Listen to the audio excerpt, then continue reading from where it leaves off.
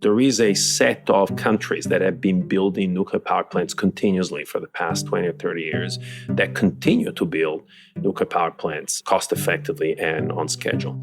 In fact, the irony is that the Chinese have built American designs better and faster and cheaper than in the United States. If you've kept up with energy politics in the US, you know that the conversation can be pretty divisive. But lately, nuclear energy has been getting support from both parties. That's why we're keeping existing plants open, restarting shuttered plants, and building America's first new nuclear plants in decades. I would say we'll be second to none because we're starting very strong. But it's time for nuclear.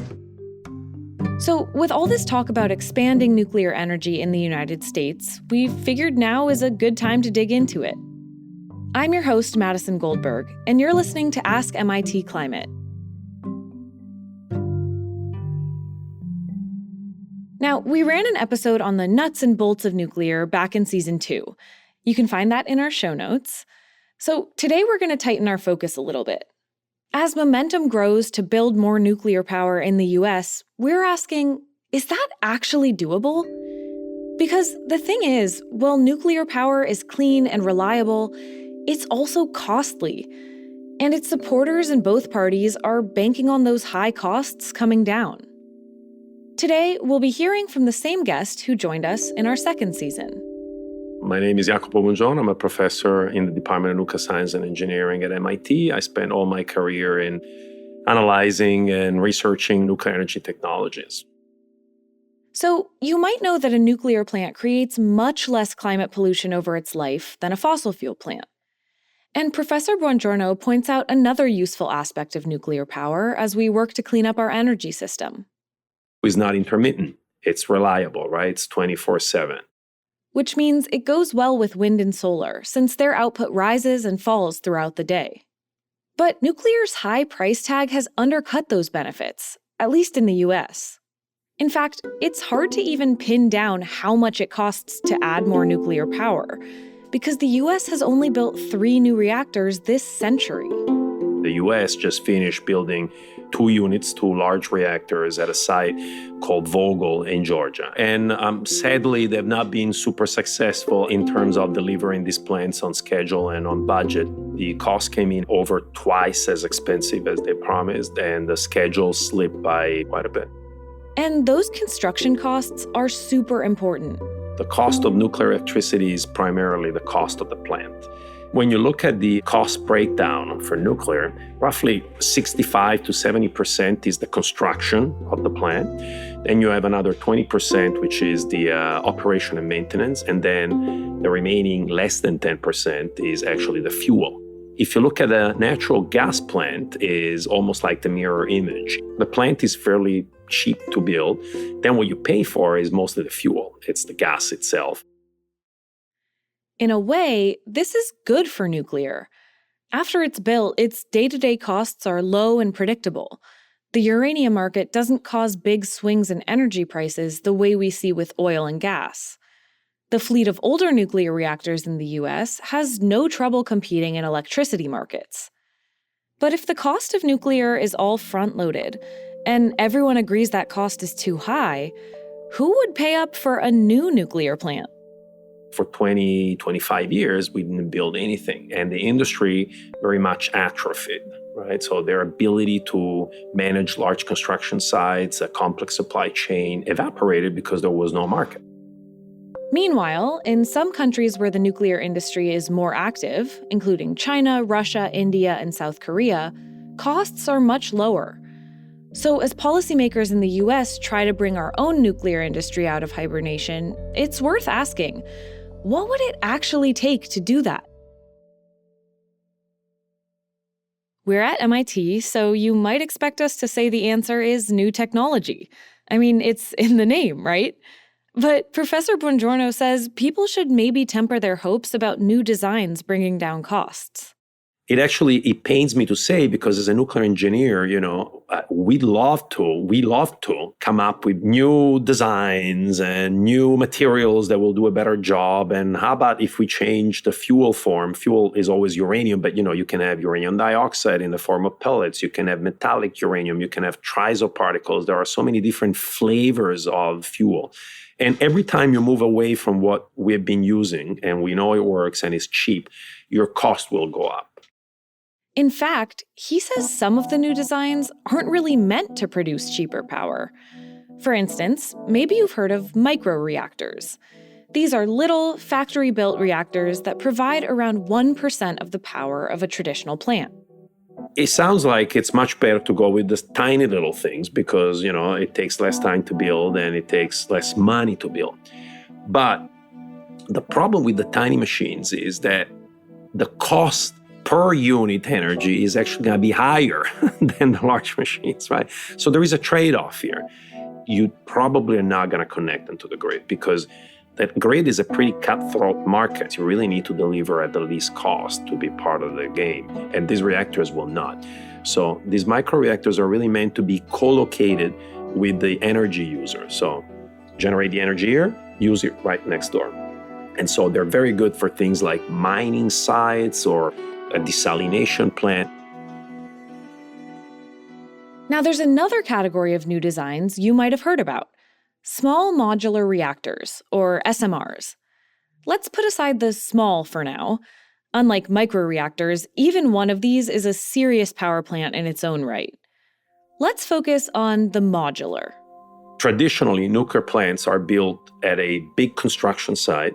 You bring raw materials and you bring individual components to that site, and then you literally assemble the plant at the site. Modular construction is different. Modular construction means you prefabricate large structures and systems in factories, and then you ship off those modules and then you connect them at the site. This is the same approach that has helped make solar energy so cheap. Solar panels can be made really efficiently in factories. Although, to be clear, there are limits to how far this can go with nuclear power. The better analogy, more than the solar panels, would be either large trucks or jet engines, something of that, that level of complexity with a lot of moving parts and instrumentation and control stuff.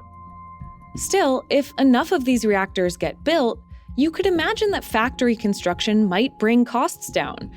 It's controversial, though. Some SMR designs use more expensive types of fuel. And every nuclear plant has some fixed costs, like security staff and certain big components. The smaller the reactor, the more those costs weigh on every bit of electricity it provides. We won't really know how this shakes out until SMRs start rolling off the factory floor. So far, China and Russia have built one each. In North America, the first commercial-scale unit recently started construction in Canada. So we'll see how it goes, right? They're building one unit, which of course is astronomically expensive, and they're going to test that one reactor. And if it works well, then you can start ramping up production and making it efficient. So if new designs don't get to the heart of nuclear's cost problems, is there anything that could? Well, first of all, to build a nuclear plant, you need investors. And the fact that most of the costs come right at the start has been a big barrier to attracting them. Because it's so capital intensive, that construction project, that you need to write a big check at the beginning. So if the industry is to go out there and raise money from Wall Street and other private investors, they're going to want to know, when am I going to get my money back? And is it cost competitive or not? It's a chicken and egg problem. Nuclear plants need to show that they can be built cost effectively, so they can raise money, so they can get built. There might be some movement on this front. There are new, motivated customers for nuclear power, especially AI companies, which need lots of 24/7 electricity and often want that energy to be clean. The US also offers tax credits for nuclear power, and the Trump administration has been brokering loans for new reactors with a mix of public and private funds. But say you've got your financing, the next step is to actually build the power plant, which is a super complicated machine. A large nuclear power plant requires an enormous amount of materials and components. concrete. Most, of course, is piping wires, heat exchangers, pumps, vessels, instrumentation and control. When you add it all together, you're looking at tens of thousands of components. Some of these are really specialty parts. If something is needed to run the plant safely, then for very good reason, it has to meet strict manufacturing standards.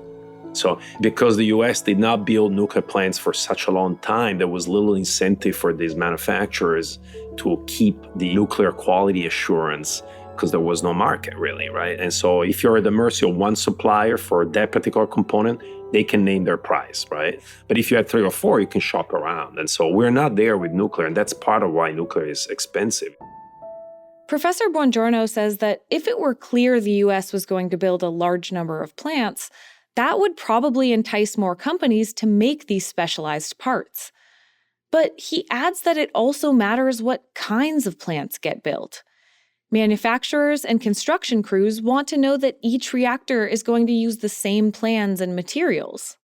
We can't afford going forward to have 25 different designs and everybody's doing their own thing.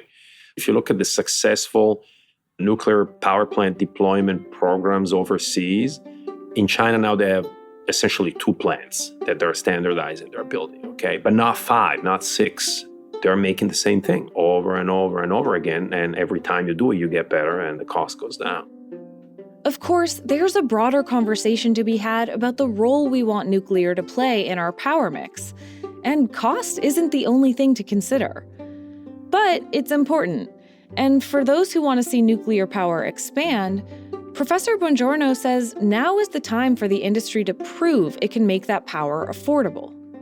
This has been my life for 30 years, and I've seen so many ups and downs, but I got to tell you, I've never seen so much support as we have now. Government support, attention by investment. Now it's, the ball is very much in the court of the industry. They got to deliver. It's now or never. The real issues are financing, supply chain, and the ability of these companies to execute projects. If you get those 3 right, then you're going to have the floodgates open and we're going to have a ton of new nuclear capacity also in the United States.